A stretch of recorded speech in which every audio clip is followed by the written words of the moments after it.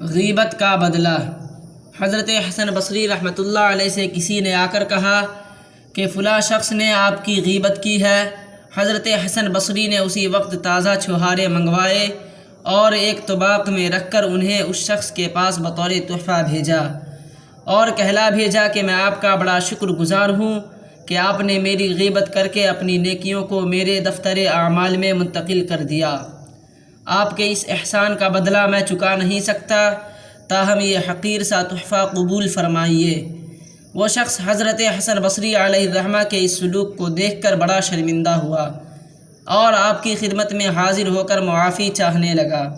سبق: کسی کی غیبت کرنے سے سراسر اپنا ہی نقصان ہوتا ہے، اور جس کی غیبت کی جائے وہ فائدہ میں رہتا ہے، اور وہ اس طرح کے غیبت کرنے والے کی نیکیاں اس کو مل جاتی ہیں۔ لہٰذا غیبت سے بچنا چاہیے۔